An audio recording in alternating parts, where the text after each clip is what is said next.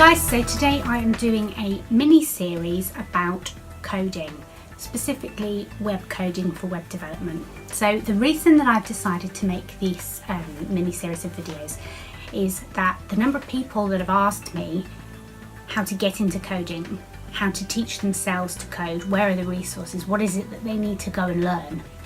There's so much information out there on the web, but it can be overwhelming, and not knowing what it is that you need to know in order to go out and get a job as a web developer can make teaching yourself to code unnecessarily complicated. The other thing that is going on is that since the sort of birth of smartphones and the absolute boom in web technology and the industry requirement, every single company now needs to have some sort of web presence, some sort of social media presence, and they can't fill these jobs because there just aren't enough people coming out of school and university having studied how to do this. That will happen in time, but it's still the case that most programmers are self-taught. There are those who studied perhaps maths and IT and physics and went off and did a degree in computer science. But compared to the number of roles there are available, people with computer science degrees are still very rare. The vast majority of people are entirely self-taught, and in order to fill the amount of need that there is in employment in Britain, certainly, we need more people to learn how to code. So I thought it would be worthwhile just doing a short mini series explaining some of the resources and some of the key areas that you need to learn in order to become a web developer and go and find a job in the industry. So today I want to talk about JavaScript and how it relates to HTML documents and the HTTP protocol. So in previous videos we've talked a bit about an overview of the web in terms of HTML and HTTP. We've also touched on the differences between HTML, CSS and JavaScript, and how they interact in terms of inline, internal and external CSS and JavaScript files. Shush! That's my dog. And we have also touched on the HTTP protocol and how to get and post information data to a server and the sorts of responses that you will get back to your request depending on perhaps whether or not the server can fulfill it, or perhaps it can't find the file requested, or there's some type of error with the server that it's having a mental meltdown and can't cope with your request and it needs to tell you that it can't do this right now. So we've covered off those topics in a sort of very general way, and what I want to focus on today is JavaScript. So JavaScript is the actions that happen with the website there, the interactions and the things that happen once the HTML file has been loaded up into your browser.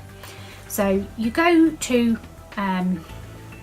the address in the top browser bar for the website that you want to visit.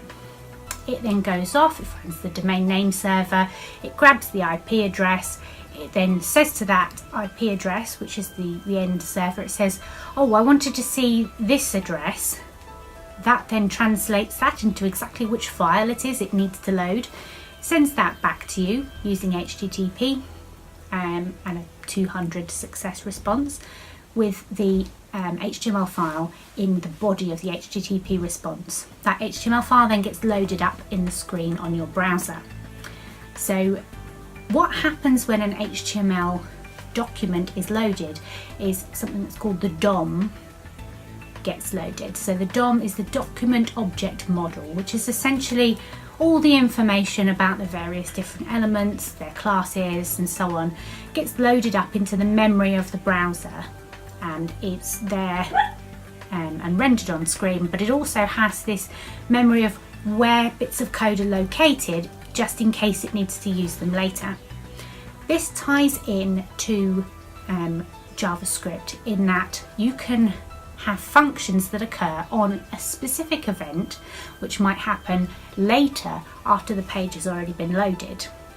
So as the page is being loaded, it goes through and it sees that there's some JavaScript which is going to execute if that gets clicked, and it remembers this so that later on when you click on that thing it goes, oh, I know what to do now, I'm going to execute that function that says it's to be executed if someone clicks on this.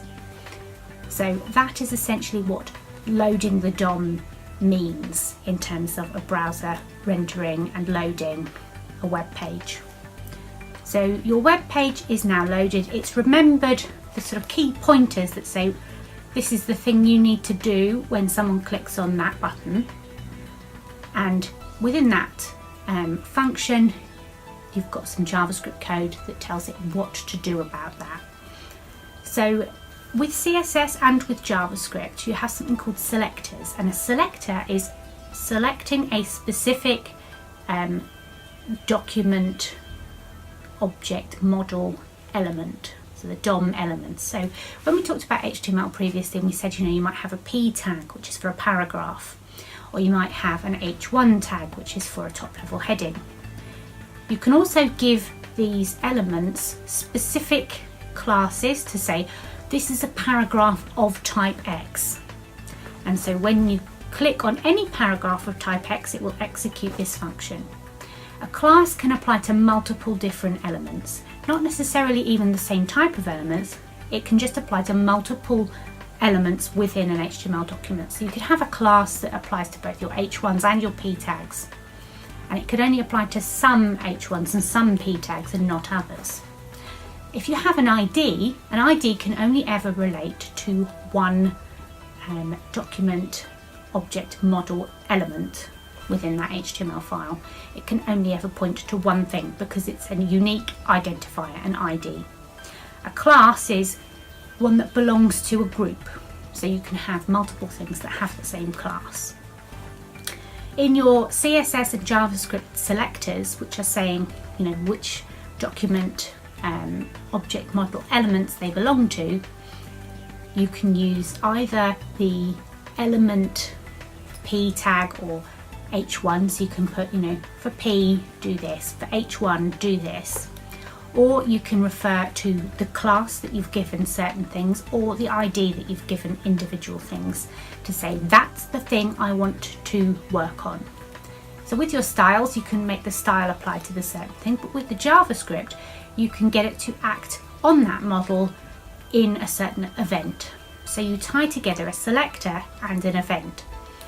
The kinds of events that you can have on a document might be, for example, when the document has finished loading, do this. Or another event might be if this particular element with this ID gets clicked on, then do this. Or you could have if they press the return key, then do this. These are different events. These events can happen at any time that the document's opened. They don't necessarily happen straight away when the document gets loaded, but in your JavaScript you explain that should this event happen, this is what to do, and the browser remembers that you have specified that, so when that thing then happens, that event then happens, it knows what to do, and it goes and it executes your JavaScript function. Your JavaScript function can then do many different things. You can have it so that it takes an input that you pass into it manually, sort of specifically saying do this when this happens. So you can have on click call my function, and my function can have an input variable, so you can have it specified in line on the element, on click equals my function brackets, and in the brackets you can have the bit of data that you want to be input into that argument when it happens. You can also have it get data from various different locations within the DOM. So you can use your CSS selectors. So you've got your event that says when P gets clicked, then do this. That's using a CSS selector and an event.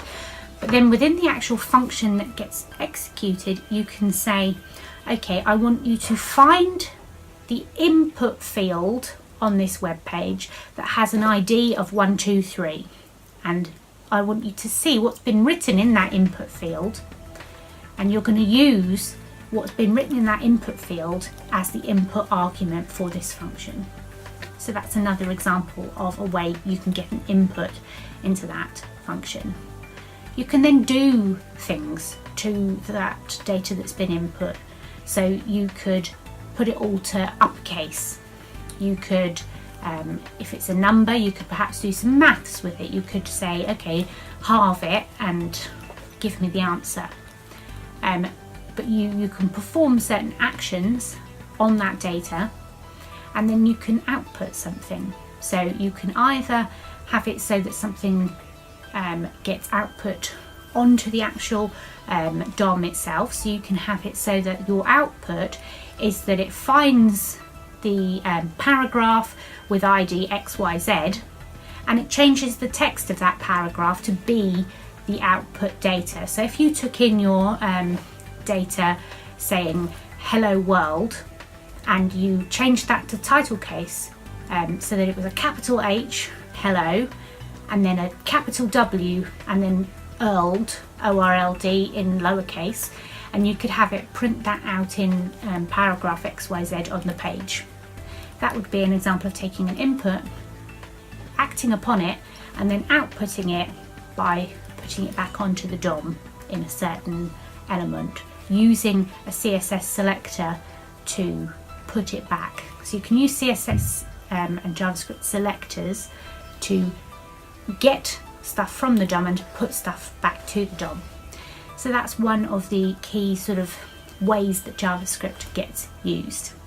Another way that JavaScript gets used is that JavaScript can communicate with other servers by making HTTP requests and handling the responses that it gets from servers. So as we talked about previously with HTTP being able to do a GET request from a server and say, I want you to get something from this location on the server, and I want you to pass it this piece of information so it knows what to do with that. There will probably be a script there written in a back-end scripting language like PHP or ASP.NET or some other sort of back-end scripting language that knows what to do with the data that you've passed in and the request that you've made, and give the response back. So the server will do whatever it needs to do with those script files and will then give back a response. Within your JavaScript, you can make that GET request, you can pass in the data in that GET request, and then you can handle the response. If you get back a 200 OK response, then take that data, put it into title case and put it into paragraph XYZ. Or if you get a 404 back from the server, then put the text "that file can't be found" into paragraph XYZ and show it to the end user so that they know that something's gone wrong and that file can't be found, and that they can't do whatever it was they thought they were going to do when they clicked on that thing on your web page. Or you can get back, say, a 500 and say there's been an internal server error. You can put that into paragraph XYZ and again show it to the person who's looking at your web page to say, I'm sorry, but you might have to try this again later because it's not working right now. So this is a sort of basic idea of what JavaScript can be used to do. It can be used to act upon the document that you're currently looking at by, say, taking something as an input from the DOM, transforming it in some way and putting it back onto the DOM or similar to that. Or it can also interact with other files on other servers and give a response back that you can then display on the DOM. So that's a sort of basic overview of what JavaScript is and how JavaScript works. I want to talk about a couple of other things briefly. So one is that JavaScript files load asynchronously or synchronously. If you are putting a script tag to get an external JavaScript file, it's going to wait while it goes and gets that and runs through it before the document is ready for you to access. You can use various things to get it so that it doesn't wait until it's got that back from the server to show you the web page in the browser, and that would be to handle that JavaScript call asynchronously. So synchronously means you have to wait until it's finished before you can move on, and asynchronously means that it happens in the background and you can still carry on with what you're doing, and when it comes back from the server, the HTTP response comes back from the server, it will then deal with that, but you don't have to wait for it to finish.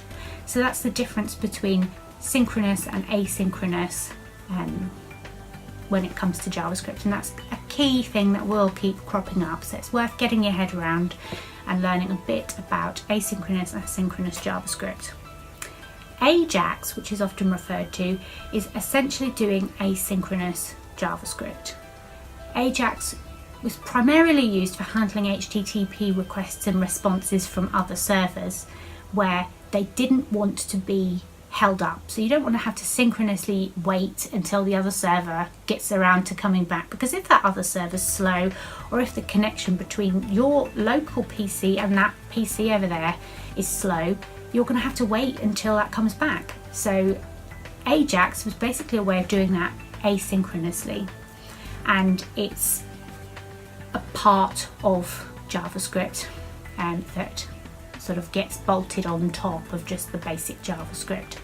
Jquery is another thing like that. Jquery is a library of more functions that you can add to your JavaScript capability within a web page. Now Jquery, you actually add a separate JavaScript file which contains all of this extra code in a script tag on your page saying load up this library, and when that library's been loaded up, that means that in all of your functions you can then use the stuff from that library to be able to do more complex JavaScript on your own web page. So that gives a sort of brief overview of what JavaScript is, how it works, what's the difference between synchronous and asynchronous loading of JavaScript files, what is Ajax essentially, and what is Jquery, and how do those things go together with the HTML, CSS and JavaScript we learned about previously, how the DOM loads and what that means, what the DOM is, and how that then interacts via HTTP with other things. That's a sort of brief overview, and I hope you found that useful. If you did, please give us a thumbs up. I will be making some more videos on this, so keep an eye out for those. Thanks for watching, guys. Bye.